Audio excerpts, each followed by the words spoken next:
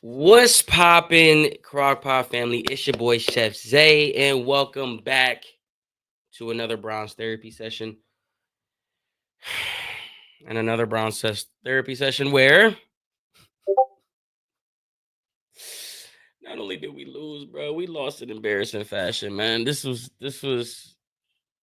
basically exactly how the season has panned out the entire year.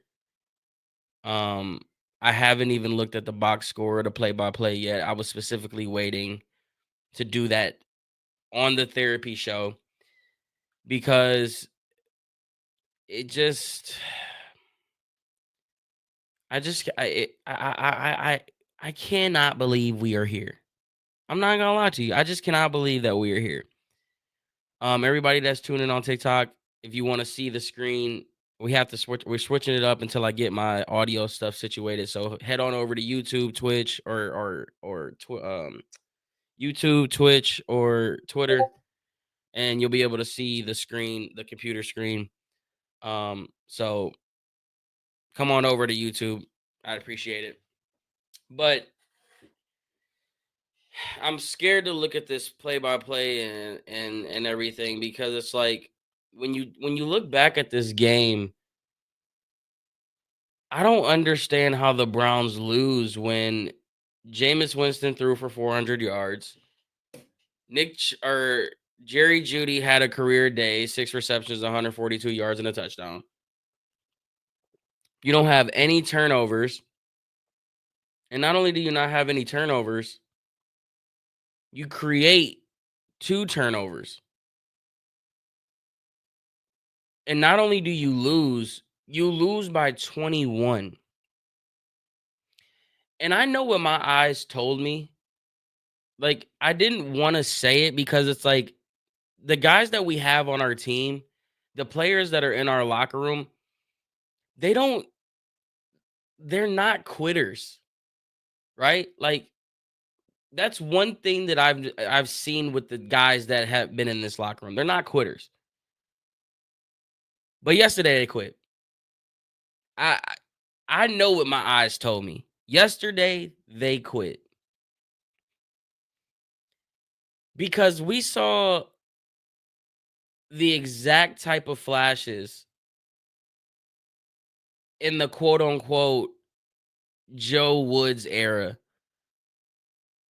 where players clearly quit. You were looking at guys just run past defenders and not even trying to tackle. The effort was pathetic. Like it was very similar to that. And I don't know if it's a sign or if it's like when players try to make statements when they say the coaches lose the locker room. Like, was this it? Because I seen a dead man walking in the press conference. I didn't watch it yesterday. I watched it this morning right before we came on. And I seen a dead man walking with Kevin Stefanski. I've never seen him look more defeated than he's looked yesterday. He couldn't even look up. He was like this the whole time. And every time he looked up, it was just to see the question, and then he go back down and answer. It's just like he knows what's coming. And I know we're on a short week this Thursday, but I don't know how he makes it to there. And if he does make it to there and we get our doors blown off at home, that's got to be it, right? It's just funny how like Browns fans, we always get blinded by something. Whether it be coaches of the year, whether it be quarterback play, whether it be special teams kickers, whatever it is, we get blinded by certain stuff because we want it to come to fruition so bad that we tricked ourselves into thinking that Kevin Stefanski was this Amazing coach. Is he a good coach? Yes. Is he an amazing coach? Is he an elite coach? No. This notion that people keep saying if Kevin Stefanski were to get fired today, he'd have a job by tomorrow. No, he wouldn't. No, he wouldn't. There would be other coaches that would get hired before Kevin Stefanski. He would get a job. I think he'd get another shot, but I don't know if he'd be at head coach. I think he might be back at offensive coordinator position because that's what you brought him here to do. That's what he was ultimately good at. Your offense was never better than 13. He's had a 500 record since being here. The playoff game that you won was with him in his basement. And the playoff games that he was in, you got blown out. And the coach that you were supposed to and the coach of the year that you won last year, you lost to the coach that ultimately probably should have won it. His resume only looks great in Cleveland. That resume anywhere else isn't cutting it. It only looks great here. And like I said, that's because us fans want him to be the answer. We wanted Baker Mayfield to be our guy. We wanted D Hop to be our Phil Dawson. We wanted Deshaun Watson to live up to the 230 million. We wanted Nick Chubb to come back and pick right back up where he left off. We wanted David Njoku to solidify himself as one of the top tight ends in the league. We wanted Amari Cooper to have another career. Like we wanted all these things. And yet here we are 2-8. Like I said, TikTok, if you guys are here, if you guys want to see the screen, we're about to get into the play-by-play in the box score. Head on over to YouTube or Twitter or to Twitch, wherever you're at. Shout out to what's up, Breezy? What's up? She has no name. Let me go through some of these comments real quick. Taysom Hill owns us. Yeah, it was embarrassing. They quit, and so did I. I feel you. I feel you. Just been chilling, watching. We'll get into the Cavs after this is going to be part of the therapy session too. What's up, Breezy? I see our starters sitting. Do you think you pull it up? I see our starters sitting. You think we pull it off? Or our starters, as in who? The Cavs? Um. Well, let's get into this box score real quick, man, because this is we do this every week, and when I see the play by play, it really makes my stomach turn. But let's go ahead and see what this is, man. I just don't get Jameis Winston go like if you would have told me Jameis Winston throws for 400 yards and 2 touchdowns with no interceptions, and if we have 2 turnovers, I would have said we won by 21. But you look over there, and I think Taysom Hill had 5 catches in the first quarter. He had 138 yards on the ground, and obviously that 75-yard run at the end of the garbage time, which was just ridiculous and utter, just pure piss poor effort by the Browns. But Cedric Tillman has back-to-back weeks or 3 weeks in a row where he was a focal point, and he only comes away with 3 catches for 47 yards. And I believe a lot of those targets came towards the end of the game. You got a little flash of Jamari Thrash. Why is he not at this point? What do you have to lose? Why is Jamari Thrash not getting 60, 70% of snaps? All of a sudden, Jerome Ford was the bell cow or the guy who was getting majority of the snaps.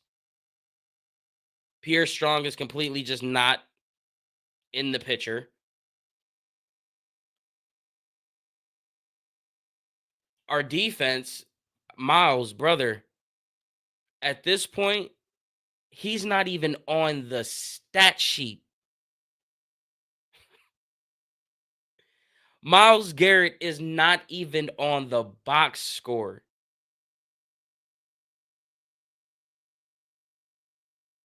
Are you kidding me?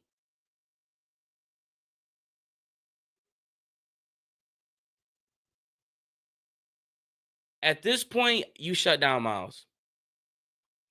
Shut down Myles. You get his feet, get the surgery on your feet, and do not risk another thing. Because, like, if I'm Myles, do I even want to be here, bro? Yes, I want to be here, but like, what are we talking about? he needs to be shut down. Because if he's gonna come out here and just risk it and then not show up in the box, it's not worth it. It's not worth it. That is disgusting. Let's look at the play-by-play. You open up the game, 6 plays, 19 yards.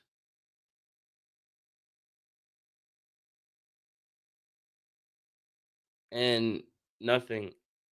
What Oh my god. You know, like when I look think this is triggering what I remember because the first half was nothing but a high school highlight tape where it's like varsity going up against JV because it was almost like it was almost like the Saints were going through walkthroughs.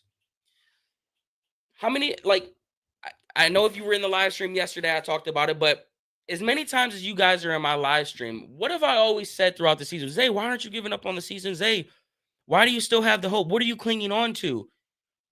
I was clinging on to our defense,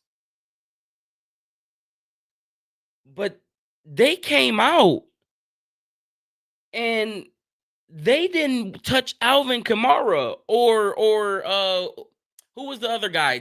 Hill and it wasn't the tight end number 81. These guys were getting the ball and not getting touched until 7 to 12 yards down the field on every single play that resulted in a first down. Or every single play that went for 7, that's how many yards. Like, guys weren't getting touched until the second level. That is flashes of Joe Woods. And what did we say about that team? They gave up. Locker rooms lost. We all praise Jim Schwartz in this, right? Everybody deserves. This is why it's like everybody wanted to pinpoint Deshaun Watson, right? Everybody wants to pinpoint just Kevin Stefanski. When I say everybody has a play in the piss poor performance that we are seeing from the Cleveland Browns, it is everybody. From literally Jimmy Haslam down to the concession people at this point. Like, they ain't even serving the drinks the right way because I got a drink one day and I was missing like 7 gulps. This is a complete conundrum. And guess what?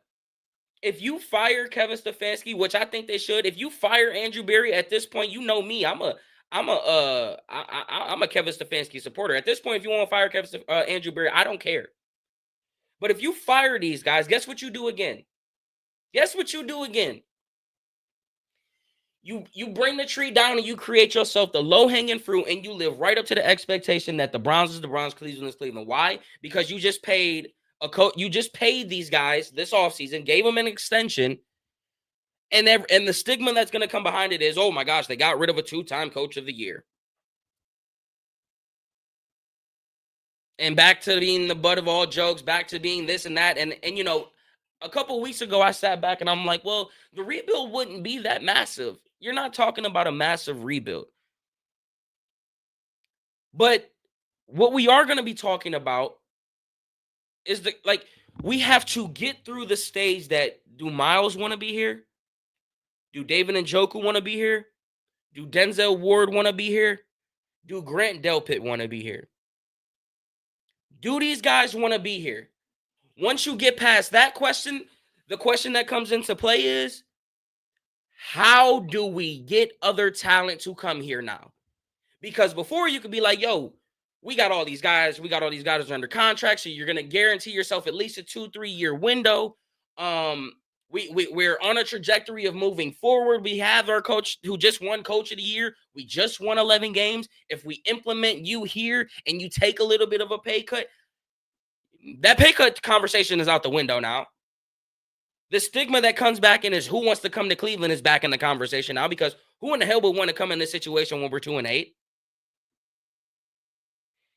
We are right back in that situation where it's no longer just a soft rebuild, because now you have to convince contract workers to come work for you. AKA the talent, the best of the best, right? You want this best of the best. So now as a fan, I'm sitting here and I'm like, Well, damn. If I know it's gonna be hard to get players to come in here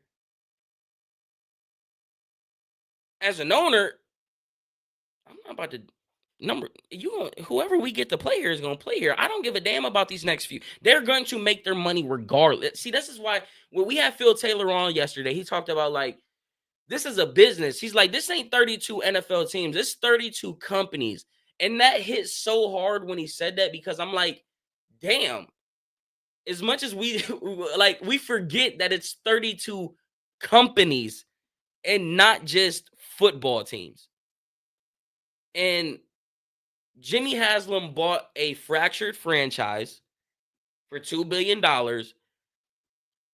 and he has an opportunity now to create his own legacy and start fresh and start clean and put this team on new and put this business on new soil and started his own legacy, right?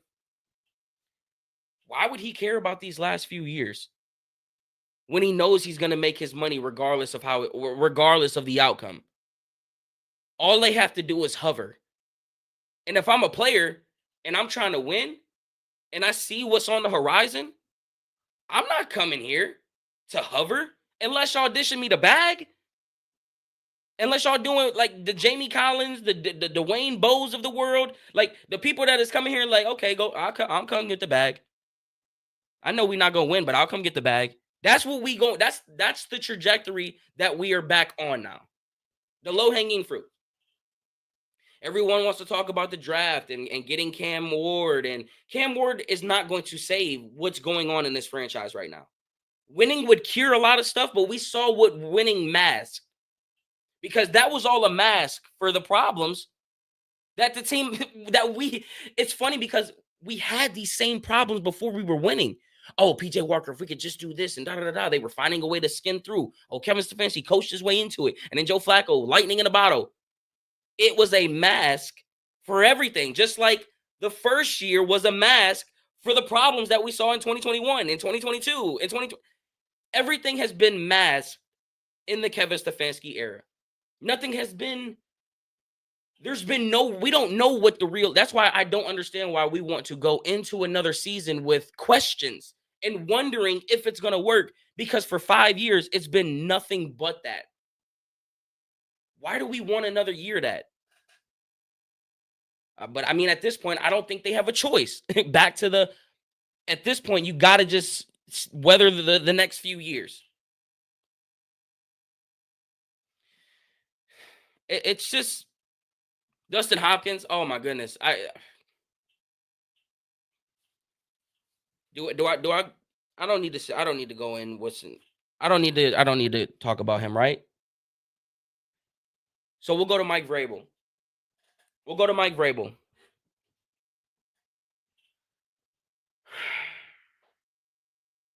Mike Vrabel is a coach. See, here's where I think Vrabel has himself a unique opportunity. Because he very well could be the bridge guy. Because I think everyone, I don't want to say is in agreement, but I think everyone could see the paint or the picture that wants to be painted where Mike Vrabel ends up in Ohio State. And if Ryan Day doesn't beat such and such or doesn't win the national championship, people are trying to run him out of town. And it's almost like they would love to usher in a guy like Mike Vrabel. Like that's been the stigma for since he lost his job in Tennessee. And when you talk about Mike Vrabel's situation that he's in, it could be again a lightning in a bottle situation for the Browns because as I sit here and talk about what coach would want to come in here, what players would want to come in here with all of this trash that's going on in this organization right now. But if I'm Mike Vrabel, it's like number one, I'll get the contract. Number two, I'm at home. Number three, I can work with this talent. I've worked with less talent in Tennessee. And number four, I know this is at max a 4-year opportunity for me. And anywhere in between this, if Ryan Day is gone, that will be more than likely you get all of your power back there. So it's like he really has a full hand to work with here as far as how he wants to play this. And I think it's no coincidence that you see more of Mike Vrabel down on the sideline because we pointed it out every time we seen him. We saw him the first week, right? And then we saw him last week and the week last week and this week. Well, not last week, the bye week, before the bye week, and this week on the sideline. They already know what time it is, which is why Kevin Stefanski is stuttering his words to on we gotta pause, get back to Cleveland and get better. Like he's not saying though we got to get better, we will be better, we will do better. Like they already know what time it is in Cleveland. So it definitely feels like Mike Vrabel is right on the horizon. Um, but again, it's like, does Mike Vrabel want to come into a situation where that defeats the whole purpose of the draft pick thing? Which is why I don't think the Browns will go quarterback this draft or with that first high pick. I think this is a trade. If this is anything like Cleveland Brown, like we've seen this story so many times, right, Browns fans? Like we know this has trade down written all over it. Just like the season has 4-12 written all over it. This season has trade down written all over it. For the simple fact that you have no offensive line. Jerry Jeudy's your wide receiver 1 right now. You need to accumulate assets to go into these next couple years, and you've got an opportunity to do that. Somebody will be thirsty for one of these quarterbacks. If Mike Vrabel comes into the coach, you're not getting a top 3 pick. This team will win games. I can guarantee you that. Because culture is the problem here in the locker room. Culture is the problem in Cleveland, not the talent. Does the talent look bad right now? Yeah, that's because the culture is shot. They don't want to go out there right now. They don't want to go out here and play. Just like we don't want to sit down and watch them, they don't want to come out here and play. So it's going to be a very, very interesting thing. And I think there's really one highlight to before we can clear our swipe this off and go to the Steelers and talk about the Cavs here for a second. I think people need to give Jerry Jeudy his flowers. Is it early? Yeah. I mean, is he doing it on a 2-8 team? Sure. But people didn't think that they would get this type of Jerry Jeudy. 6 catches, 142, and on 11 targets and a touchdown. And I mean, he's lived up to every dollar. If anybody has lived up to the contract and probably could have got more, it's Jerry Jeudy right now. And everyone else is kind of just either meeting the expectation or falling short of the expectation. And I guess you can give hats off to Jameis Winston. When you put up 400 yards, we don't see too many quarterbacks over 400 yards, and it came in a 21-point loss. Denzel Ward too. You're right. You're right. Ashley. We got to give our hats off to Denzel Ward too, because every time he gets injured or he comes off the field, everyone just forgets that Denzel Ward is a dominant player. And then that next week he comes out and gets an interception and a forced fumble and reminds everybody that he's the warden. Like I don't understand why people continue to doubt Denzel Ward. Like he's going to just hang it up. He's not going to hang it up. That's what I'm saying. This offseason is going to be scary. It could get very dark in Cleveland if these players find their way out of Cleveland. If Denzel Ward finds his way out, if Myles Garrett is on that trade talk rumor, Nick Chubb more than likely. I don't know what's going to happen with Nick Chubb. We think it's dark now. Oh man, it's about to get real dark. But let's get out of the dark. Let's go to the light, because there's one thing that's light right now in Cleveland, and that's the Cleveland Cavaliers, right? 15-0. 15-0. Turn me up, because it's Picasso. It is Picasso.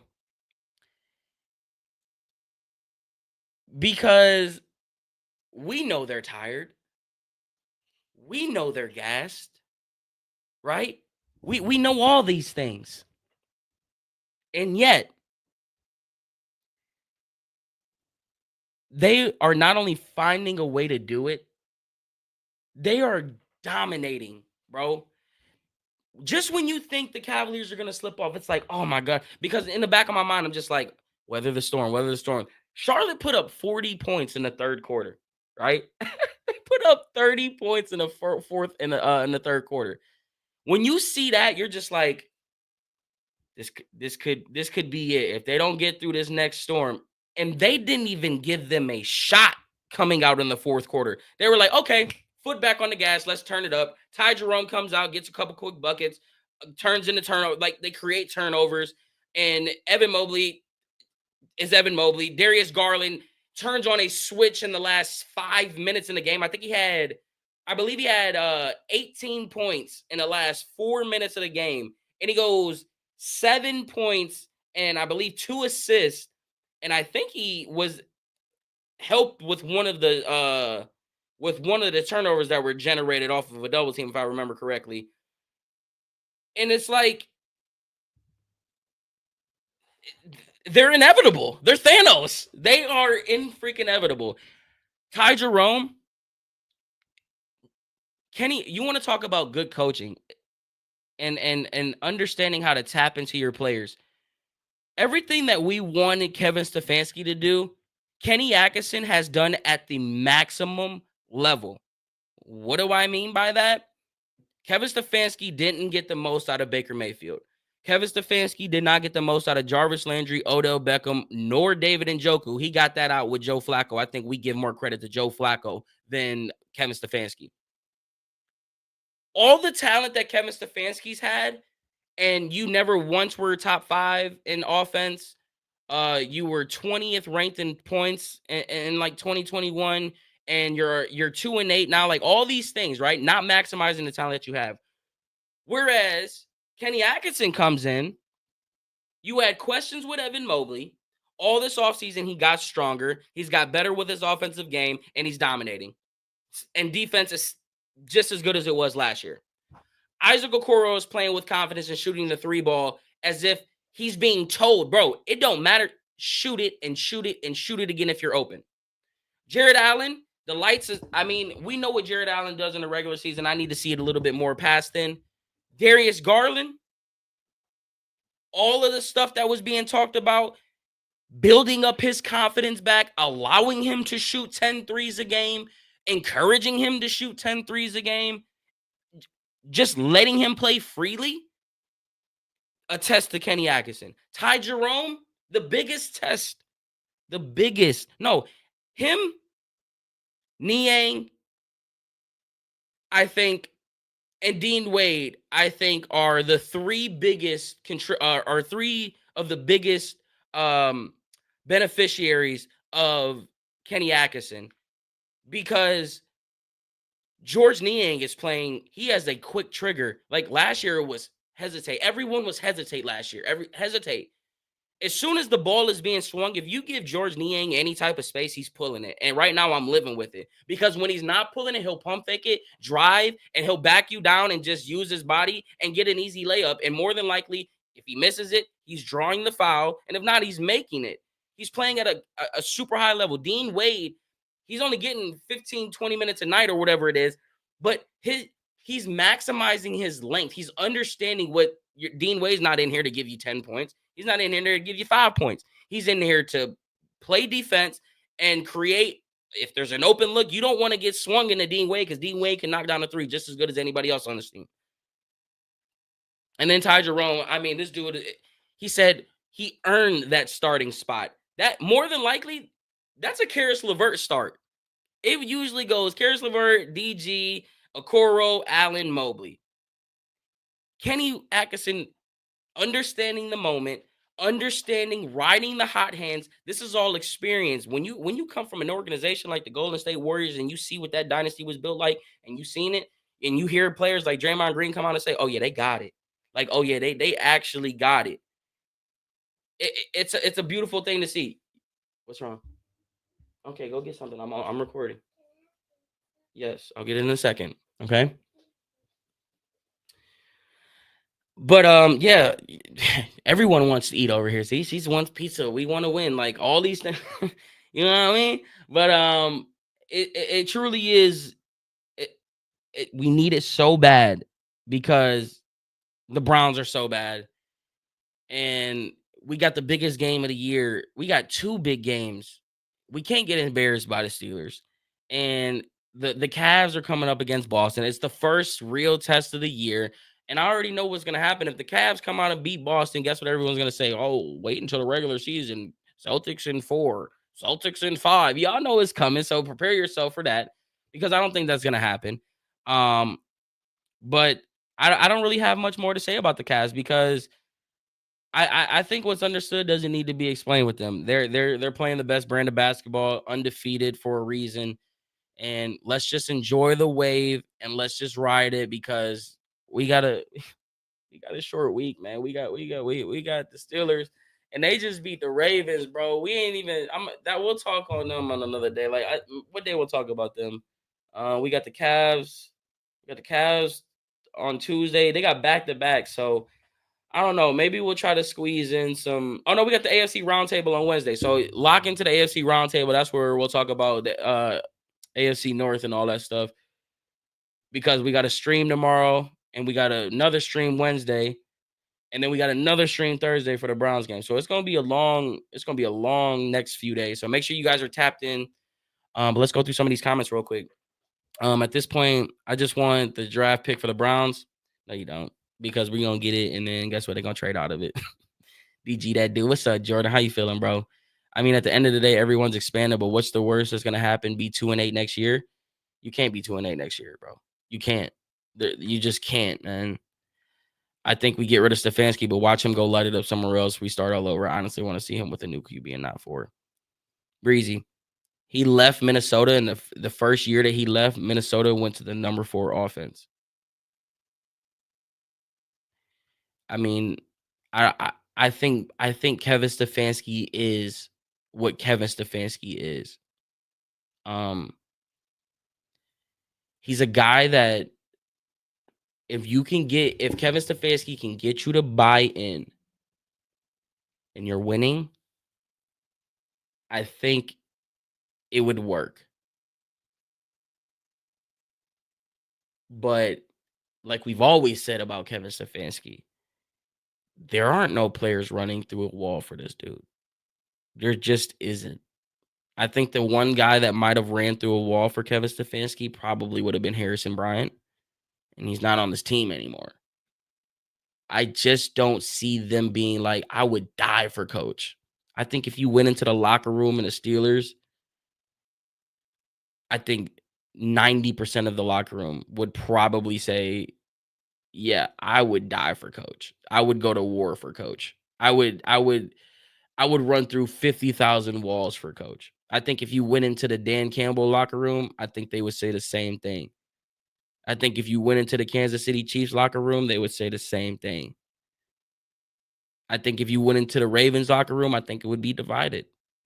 I think if you went into the Bengals locker room, I think they would say the same thing about Stefanski. They're not running through a wall for Zach Taylor. They're just not. And you see the teams that coaches like. If we just let's just see if we can take a look at these teams real quick. Let me see off the top of my head. I think teams. I think if you went in the Chargers locker room, there would be guys that would run through a wall for Sean Payton. If you went to Denver, I think there would be guys that would run through a wall for Sean Payton. The Raiders, we've seen guys run through a wall for Antonio or for Pierce, even though they're not playing great football. They would still run through a wall for that guy. I don't think guys are running through a wall for people in Dallas. Giants, he did. Not anymore. People aren't running through a wall for Sirianni. He too goofy. Like, you just look through the NFL and people don't like coaching matters when it comes to the leader of your men. There's a reason why the great organizations have been great for so long, bro. Or there's a reason why teams are good, why they are. You know what I mean? Like Shanahan, people are probably running through a wall for him. McVay running through a wall. I think you guys get my point. I think you guys get my point. You want John Gruden? I don't know. John Gruden's not going to be a puppet though. What candidates do you like other than Vrabel? Like you said, though, we can't go 2-8 again next year. No matter what candidates we like to come in as our coach, I don't think any of the top candidates would want to choose the Cleveland Browns. because it's too dysfunctional. It's too, especially if you're a new guy. You know what I mean? Like maybe a guy that's on their tail back end or looking for another coaching opportunity, maybe. But if we're talking about Johnson from Detroit, he's not coming here. Why would he come here? You're not getting the top candidate. You're just not. And that's why I think Vrabel is the most interesting guy because while I don't think he would want to be that guy, I just think he's in the perfect situation that it's like, well, I stick it out here for a couple years. I collect some paychecks. I continue to keep that head coach tuned. And then the second the Ohio State, like if Ryan Day doesn't win a national championship, he'll get ran out, right? Like or not beat Michigan again. I think this year is different because Michigan's trash. But like, imagine he loses to Michigan this year, and then you don't win the more than likely, they probably run him out of town. So I think it's just a waiting game for Mike Vrabel. I think he makes a lot of sense. Someone just said Belichick. Oh, Raiders need Belichick.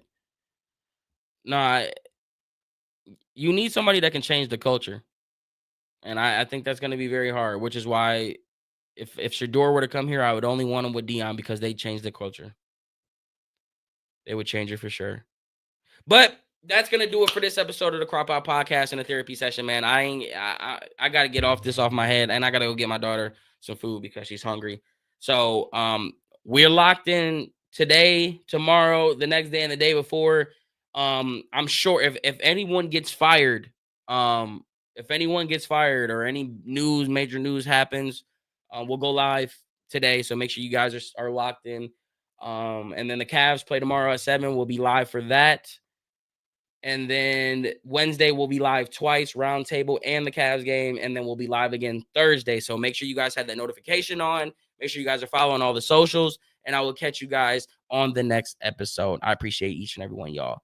Peace.